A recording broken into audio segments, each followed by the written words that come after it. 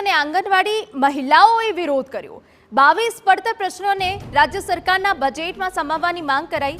Collector કચેરીએ આંગણવાડી મહિલા અને આશા વર્કરોએ વિરોધ નોંધાવ્યો હતો। કલેક્ટર કચેરીથી સાબરમતી બેંક સુધી મહિલાઓએ રેલી યોજી। લઘુત્તમ વેતનથી પણ ઓછું વેતન મળતા રેલી કાઢીને રજૂઆત કરાઈ। 60 કરોડ ગ્રાન્ટ ફળવાઈ છતાં આંગણવાડી બહેનોને ફોન અપાયા નથી। મોટી સંખ્યામાં મહિલાઓ આ રેલીમાં જોડાઈ।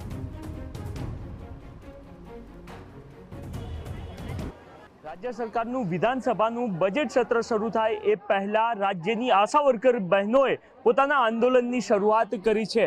આજે અમદાવાદમાં જોઈ રહ્યા છો કે કેટલી મોટા પ્રમાણમાં આશા વર્કર બહેનો આજે અહીંયા પહોંચી છે અને એમની જે મુખ્ય તમામ જે માંગો છે આંગણવાડી બહેનોની એ તમામ માંગો સાથે અત્યારે હાલ અહીંયા પહોંચી છે। મહત્વનું છે કે કુલ 22 માંગો છે અને એ 22 પૈકી મહત્વની જે 3 માંગો છે કે જેમાં એમને લઘુત્તમ વેતન આપવામાં આવે અને એ સહિતની તમામ માંગોને લઈને આજે એમના દ્વારા રેલીનું આયોજન કરવામાં આવ્યું છે। બહેનો આપણી સાથે છે, એમની સાથે વાતચીત કરીએ।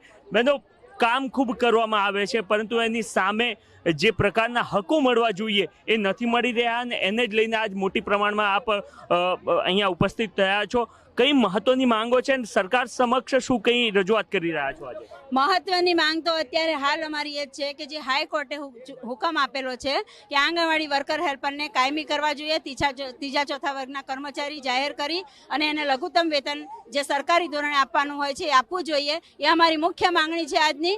બીજી માંગણી અમારી એ છે કે કેન્દ્ર સરકારે 60 કરોડ રૂપિયા ગઈ સાલ જે રાજ્ય સરકારને ગ્રાન્ટ આપી હતી અમારા નવા મોબાઈલ માટે, તે મોબાઈલ હજુ સુધી અમને આપવામાં નથી આવ્યા અને આજે રોજે રોજ પોષણ ટ્રેકરની અંદર કેન્દ્ર સરકારની કામગીરી વધતી જાય છે અને ગુજરાત સરકાર પણ એટલું બધું દબાણ કરી રહી છે આ બહેનો ઉપર કે 24 કલાકની કામગીરી અમારી મોબાઈલની થઈ ગઈ છે।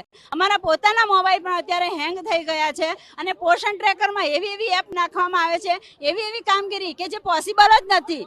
હાલ તમે જોઈ રહ્યા છો કે ઘણા લાભાર્થીના અમારી ઓટીપી આપવાના હોય તો ઓટીપી આપીએ છીએ તો લાભાર્થીના પૈસા પણ ખાતામાંથી ઉડી જતા હોય છે।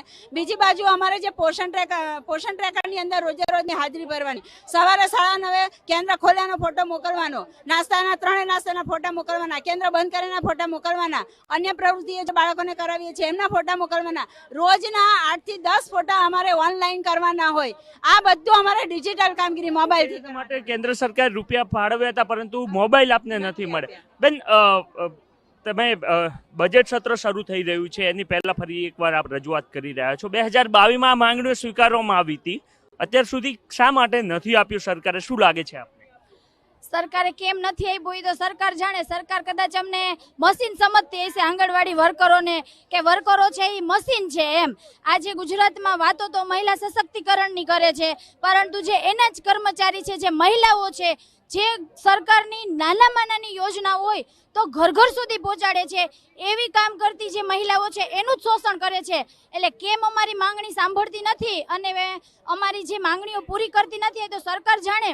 આજની મોંઘવારીના જે યુગમાં મોંઘવારી દિવસે ને દિવસે એટલી વધે છે, એ સમયમાં વર્કરને 10,000 અને હેલ્પરને તો મજાકરૂપ 5,500 જ ચૂકવવામાં આવે છે। તો 5,500માં હેલ્પર બહેનો પોતાનું ઘર કેવી રીતે ચલાવે?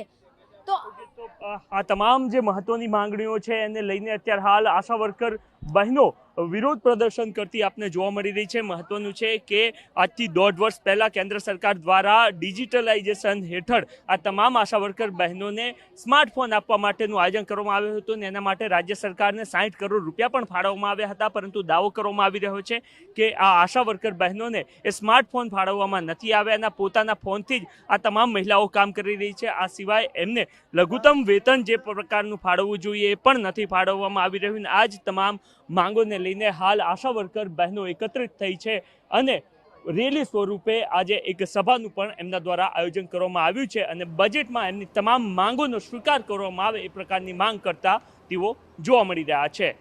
કેમેરામેન અરવિંદ સોલંકી સાથે નરેન્દ્ર રાઠોડ, TV9 અમદાવાદ। સમાચાર